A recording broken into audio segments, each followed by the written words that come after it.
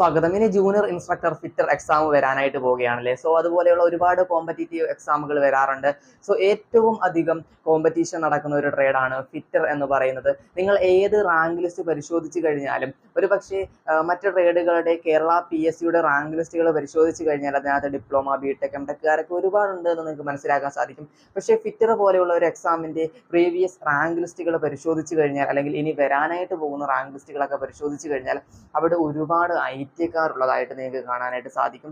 So ഇനി വരാൻ പോകുന്ന ജൂനിയർ ഇൻസ്ട്രക്ടർ എക്സാമിന് വേണ്ടിയിട്ട് തയ്യാറെടുക്കുമ്പോൾ നിങ്ങൾക്കൊരു പേടി വരാം. ഡിപ്ലോമക്കാരുണ്ട്, ബിടെക്കുകാരുണ്ട്, എംടെക്കുകാരുണ്ട് എന്നൊക്കെ ഉള്ളത്. സോ ഈ ഒരു വീഡിയോയിൽ നമ്മൾ ഡിസ്കസ് ചെയ്യാനായിട്ട് പോകുന്നത് ഏത് സ്റ്റഡി മെറ്റീരിയൽ ഫോളോ ചെയ്യണം എന്നുള്ളതാണ്. ഐറ്റിക്കാരേക്കാൾ കൂടുതൽ ഡിപ്ലോമ, ബിടെക്, എംടെക്കുകാർക്ക് ഈ ഒരു വീഡിയോ ഉപകാരം ചെയ്തേക്കാം. സോ എല്ലാവർക്കും എഴുതാനായിട്ട് സാധിക്കുന്ന ഒരു എക്സാമാണ്.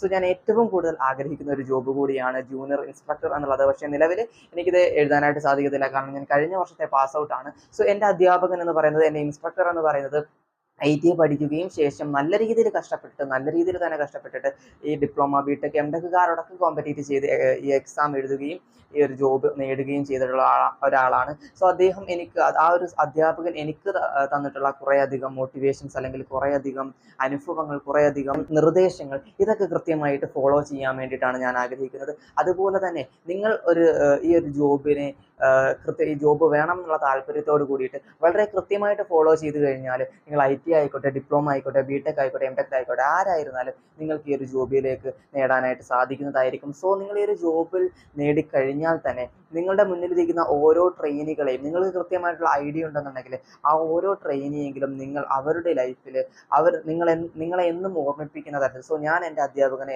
എന്നും ഓർക്കാറുണ്ട്, അല്ലെങ്കിൽ എപ്പോഴും ഓർക്കാൻ ആഗ്രഹിക്കുന്നുണ്ട്. സോ അതുപോലെ നിങ്ങളും അതുപോലെ ആകാനായിട്ട് ശ്രമിക്കുക. ഈ ഒരു ജോബ് ലഭിച്ചു കഴിഞ്ഞാലും വളരെ കൃത്യമായിട്ട് ഓരോ ട്രെയിനികളെയും നിങ്ങൾ എന്ത് ചെയ്യുക, പരിഗണിക്കുക, അവർക്ക് വേണ്ടിയിട്ടുള്ള നിർദ്ദേശങ്ങൾ നൽകുക, അതൊക്കെ ചെയ്യാനായിട്ട് ശ്രമിക്കുക. സോ ഏത് സ്റ്റഡി മെറ്റീരിയൽസ് ആണ് നിങ്ങൾ ഫോളോ ചെയ്യേണ്ടത്, എങ്ങനെ ഫോളോ ചെയ്ത് കഴിഞ്ഞാൽ നിങ്ങൾക്ക് നല്ലൊരു മാർക്ക് സ്കോർ ചെയ്യാൻ പറ്റും. സോ കഴിഞ്ഞ ട്രേഡ്സ്മാൻ്റെ എക്സാം നിങ്ങൾ കണ്ടിട്ടുണ്ടായിരിക്കും. അതിൻ്റെ കഴിഞ്ഞ പ്രീവിയസ് ജൂനിയർ ഇൻസ്ട്രക്ടർ എക്സാമിനേക്കാളും സ്റ്റാൻഡേർഡ് കൂടിയിട്ടുള്ള ഒരു എക്സാമാണ് ഇപ്പോൾ കഴിഞ്ഞപ്പോഴുള്ള ട്രേഡ്സ്മാൻ എക്സാം. ഒരു പക്ഷേ ഞാൻ പലപ്പോഴായിട്ട് അതിനെ വിമർശിച്ചിട്ടുണ്ടെന്നുണ്ടെങ്കിലും വളരെ അധികം സ്റ്റാൻഡേർഡ് ആയിട്ടുള്ള ഇങ്ങനെയുള്ള ചോദ്യങ്ങൾ ഉൾപ്പെടുത്തുന്നത് ഒരു പക്ഷേ എപ്പോഴും കട്ട് ഓഫ് കുറയാനും, അല്ലെങ്കിൽ കൂടുതൽ പഠിച്ചിട്ടുള്ള ആളുകളെ ആ ഒരു ജോലിയിൽ ലഭിക്കാനൊക്കെ സഹായിക്കുമെന്ന് നമുക്ക് പ്രതീക്ഷിക്കാം. സോ ഈ ഒരു എക്സാമിൽ നിങ്ങൾ അതുകൂടി മനസ്സിലാക്കിയിട്ട്, ആ എക്സാമിൻ്റെ നിലവാരം കൂടി മനസ്സിലാക്കിയിട്ട് പ്രിപ്പയർ ചെയ്യാനായിട്ട് ശ്രമിക്കുക. സോ ഞാൻ അതിന് വേണ്ടിയിട്ട് നിങ്ങൾക്ക് പ്രീവിയസ് ഇയർ ചോദ്യങ്ങൾ ഡിസ്കഷൻ ചെയ്യുന്ന ഒരു ടെക്സ്റ്റ് പരിചയപ്പെടുത്തി തരാം. സോ അതായത്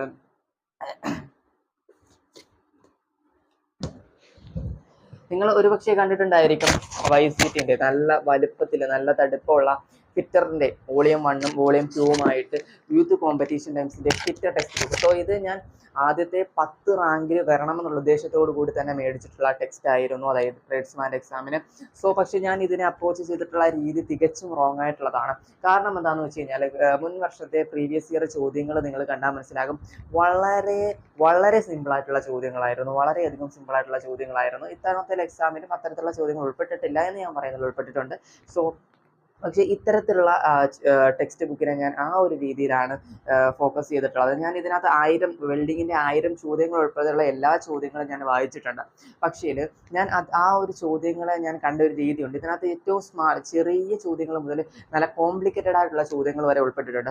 സോ കഴിഞ്ഞ ട്രേഡ്സ്മാൻ്റെ എക്സാമൊക്കെ നോക്കിയതിന് ശേഷം ഇത് നോക്കുമ്പോൾ ഈ ചില ചോദ്യങ്ങൾ നമുക്ക് പഠിക്കേണ്ടതില്ല എന്നുള്ള മൈൻഡിൽ, അല്ലെങ്കിൽ കൂടുതൽ ചോദ്യങ്ങളും ഇതൊന്നും ചോദിക്കില്ല എന്നുള്ള മൈൻഡിലാണ് ഞാൻ നോക്കിയിട്ടുള്ളത്. സോ നിങ്ങൾ ഇനി വരുന്ന എക്സാമിന് ആ രീതിയിൽ നോക്കാനായിട്ട് പാടില്ല.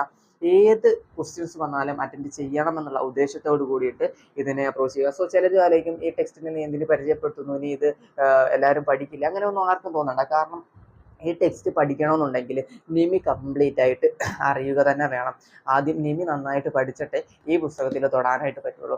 കാരണം ഇതിൽ ഒന്നാമത്തെ കാര്യം, ഇതിൽ ചെറിയ മിസ്റ്റേക്കുകളുണ്ട്. അത് ഒഴിച്ചു നിർത്തിയാൽ തന്നെ ഒരു പക്ഷേ നിമിയിൽ ഒരു പാരഗ്രാഫ് പഠിച്ചതിനകത്ത് നിങ്ങൾക്ക് 10ഓ 15ഓ ചോദ്യങ്ങൾക്ക് ഉത്തരം കിട്ടും. അതേസമയം ഈ 10ഓ 15ഓ ചോദ്യങ്ങൾ കാണാതെ പഠിച്ചു കഴിഞ്ഞാൽ അത് എത്രത്തോളം ഓർത്തിരിക്കാൻ പറ്റും, എത്രത്തോളം എക്സാമിൽ ഉപകരിക്കാമെന്ന് പറയാൻ പറ്റില്ല. അതുകൊണ്ട് തീർച്ചയായിട്ടും ആദ്യം നിമി ടെക്സ്റ്റ് പഠിക്കുക. അതിനുശേഷം ഇതുപോലെയുള്ള എല്ലാ പ്രീവിയസ് ഇയർ ചോദ്യങ്ങൾ നമുക്ക് പരിശീലിക്കാൻ വേണ്ടിയിട്ടുള്ളതാണ്. അതൊരിക്കലും കാണാതെ പഠിക്കാൻ ശ്രമിക്കരുത്. ഇനിയുള്ള എക്സാമുകൾക്ക് അത് ഉപകാരം ചെയ്യില്ല. ഇത് നിങ്ങൾ ആദ്യം അതെന്ത് തന്നെയായാലും പഠിച്ചതിന് ശേഷമേ നിങ്ങൾക്ക് വർക്കൗട്ട് ചെയ്യാനായിട്ട് പറ്റുകയുള്ളൂ. അങ്ങനെ പഠിച്ചതിന് ശേഷം നിങ്ങൾ വർക്കൗട്ട് ചെയ്ത് കഴിഞ്ഞാൽ, ഇനി ഞാൻ ഒരു കാര്യം പറയാം, ഇതിനകത്ത് മാക്സിമം ഞാൻ എഫർട്ട് ഇട്ടിരുന്നു എന്നുണ്ടെങ്കിൽ, അതായത് ഞാൻ ഇങ്ങനെയുള്ള ചോദ്യങ്ങൾ എക്സ്പെക്ട് ചെയ്തുകൊണ്ട് തന്നെ ഇതിനെ ഞാൻ 2 തവണ, 2 അല്ല 3 തവണ ഞാനിത് റിവിഷൻ ചെയ്തു. 3 തവണ ഞാൻ റിവിഷൻ ചെയ്തു. പക്ഷേ ഈ 3 തവണ ഞാൻ ഇങ്ങനെയുള്ള ചോദ്യങ്ങൾ എക്സ്പെക്ട് ചെയ്തുകൊണ്ട് റിവിഷൻ ചെയ്തിരുന്നു എന്നുണ്ടെങ്കിൽ തീർച്ചയായിട്ടും എനിക്ക് 95+ മാർക്ക് കഴിഞ്ഞ എക്സാമിൽ സ്കോർ ചെയ്യാൻ പറ്റുമെന്നുള്ളത് കൺഫേം ആയിട്ടുള്ള കാര്യമാണ്.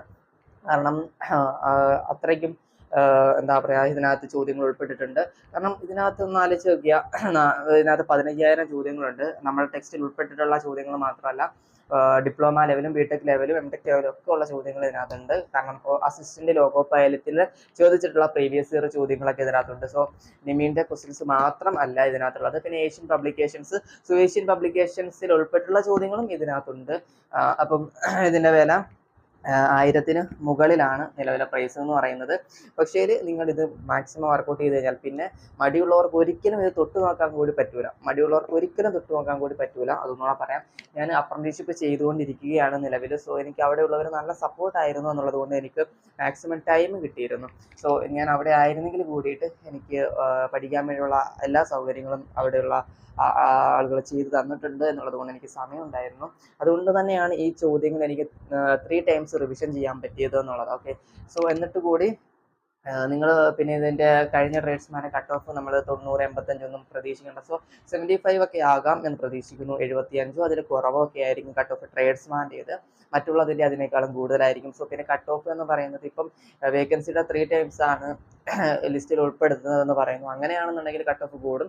സോ അതല്ല, നമ്മൾ മാക്സിമം വേക്കൻസി റിപ്പോർട്ട് ചെയ്യിക്കാൻ ശ്രമിക്കുക. അതുപോലെ തന്നെ അങ്ങനെ വേക്കൻസി റിപ്പോർട്ട് ചെയ്യിപ്പിച്ചാൽ അതിൻ്റെ അനുസരിച്ച് റാങ്ക് ലിസ്റ്റ് ഉണ്ടാവും, കട്ട് ഓഫ് കുറയും. ഓക്കെ, സോ എന്തായാലും ജൂനിയർ ഇൻസ്ട്രക്ടർ പോലെയുള്ള എക്സാമിന് വേണ്ടിയിട്ട് ഇത് നല്ല രീതിയിൽ വർക്കൗട്ട് ചെയ്യുക, ഉപകാരപ്പെടുക എന്നുള്ളത് 100% ഉറപ്പാണ്. Thank you.